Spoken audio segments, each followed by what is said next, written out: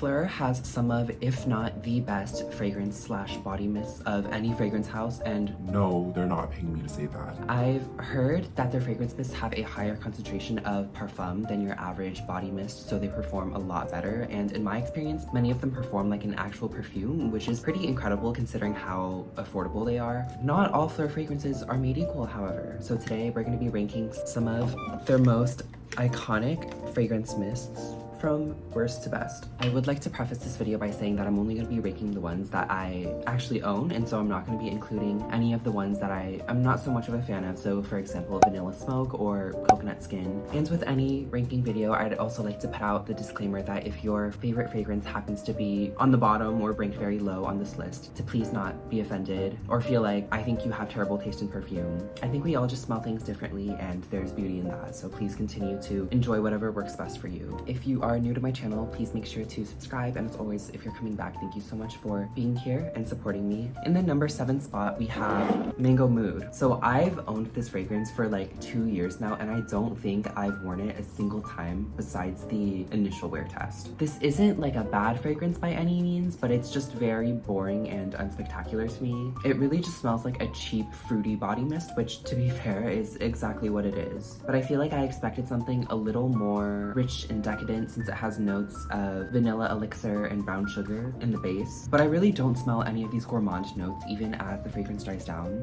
I'm instead getting like a cheap, slightly plasticky mango. It's very tropical, and I feel like this is like really easy to reach for, I feel like during the summertime or if you're on vacation. Overall, I'm just not very impressed by this scent profile, and I think it's far from being Fleur's best work. At the number 6 spot, we have Caramel Skin. Take Charosa 71. But make it worse.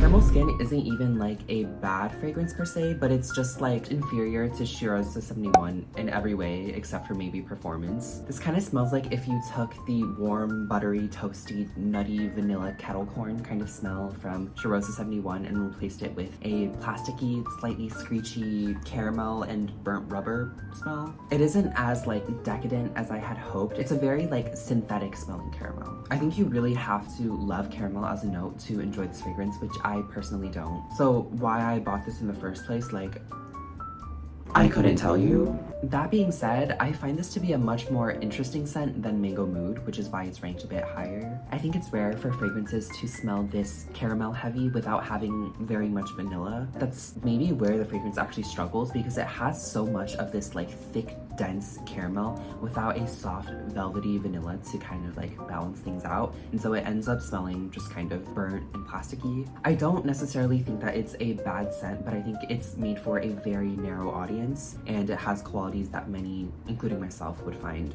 off-putting.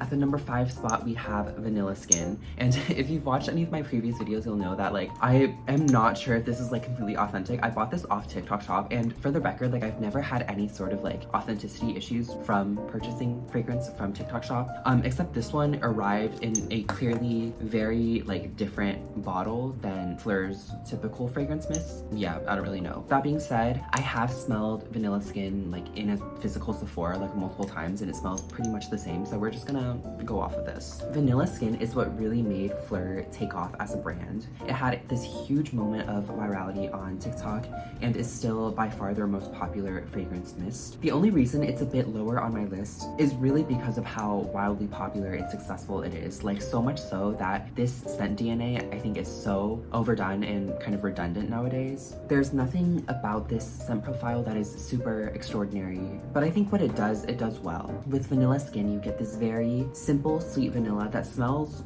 like a vanilla candle. You get kind of like a touch of woods and amber and pink pepper, but it's overwhelmingly just a very tame vanilla that's versatile and it smells yummy. It's a good fragrance to have in your collection. In the number 4 spot, we have Vanilla Nectar. I'm, to be completely honest, a little bit disappointed with this fragrance. I think when I first heard about this fragrance earlier this year, I thought it would be the most beautiful Nectar's vanilla with hints of golden honeyed fruit nectar, but it smells quite different than what I expected. I think it's very nice smelling, which is why it made its way to the middle of this ranking, but I think I had set such like high expectations for the scent that it ended up just tainting my perception of it a bit when I did actually smell it. This fragrance has some really beautiful and unique notes like papaya nectar, sugared tangelo, coconut orchid, whipped vanilla, and honeyed amber. But to my nose, it smells like a sweet lemon candy. If you watched my short from a couple days ago, I described this fragrance as smelling like if you were to run a yellow Skittle underwater until you have only like the white part of the candy left. You can tell that it was like a lemon flavored Skittle, but it mostly smells like how sugar crystals taste with a touch of like artificial fruit flavoring. As it dries down, it starts to become a bit richer and warmer, and as the fruit notes settle, I'm getting almost like a crystallized honey accord, except without the heavy, waxy, or animalic aspects of a honey note. It's very like pretty and yummy smelling, but I think I was expecting more vanilla and more of just like a fruit nectar quality, whereas what I'm getting is something that's very, very powdery, and I can't say that I like this more than some of the other fragrances on this list. So now we're entering the top 3. These next few fragrances are really the cream of the crop when it comes to Flur's fragrance mists. A fun fact about me is that blackberries are one of my favorite fruits of all time, but I think it's very rare that I see blackberry as a note being done well in perfume. Flur's vanilla blackberry is definitely an exception to that. This fragrance smells so good and so delicious. I feel like this is what vanilla nectar should have smelled like, but if you were to take the blackberry and replace it with some orange nectarous fruits like papaya and peach. But yeah, vanilla blackberry is very sweet and juicy and decadent, but not in a very heavy or headache-inducing way. Definitely super reminiscent of Sweet Like Candy by Ariana Grande, as well as Senorita Misteriosa by Salvatore Ferragamo, but it's significantly more wearable than the latter. This has notes of ambrette and musk in the base, which helps to kind of elevate the scent profile, and it just makes it so much more wearable on the skin. I feel like my only issues with this fragrance is that it's definitely not the most unique scent profile in the world. Like, I feel like when I smelled this for the first time, it took literally like a second for me to think of other fragrances that it smells like. And also I do wish it lasted a little bit longer, but other than that, it's such a beautiful fragrance that I would recommend to anyone who likes the sound of a really juicy, syrupy blackberry that's blended with vanilla and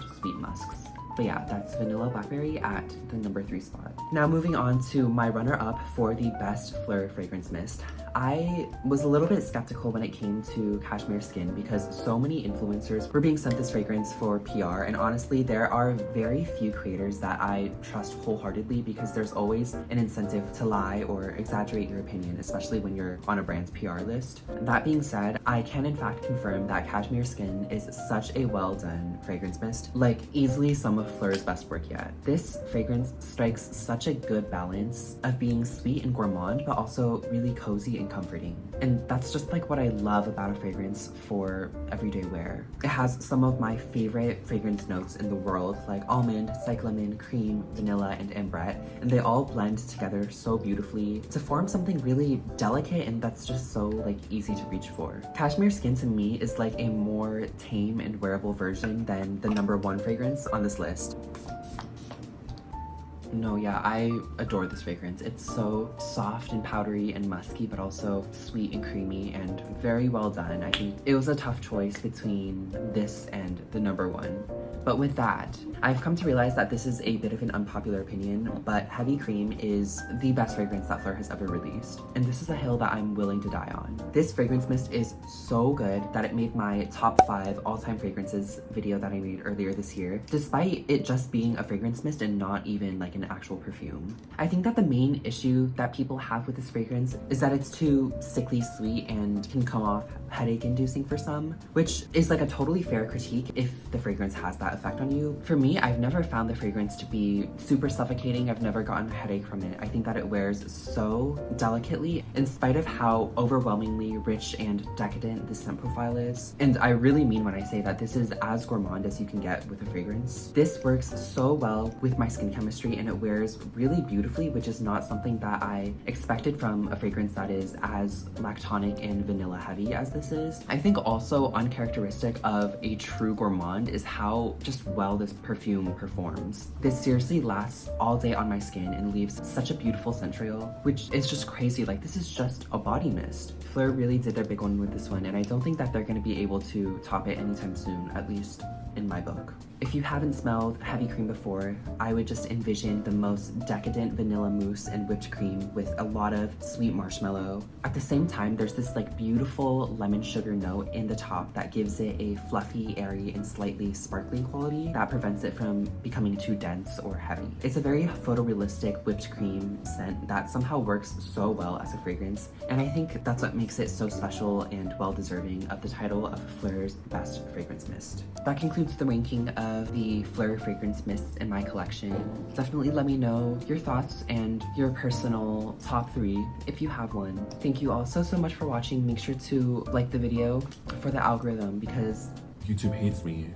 but yeah, I love you. I hope you and your loved ones are doing well as we approach the holiday season, and I will see you all very soon.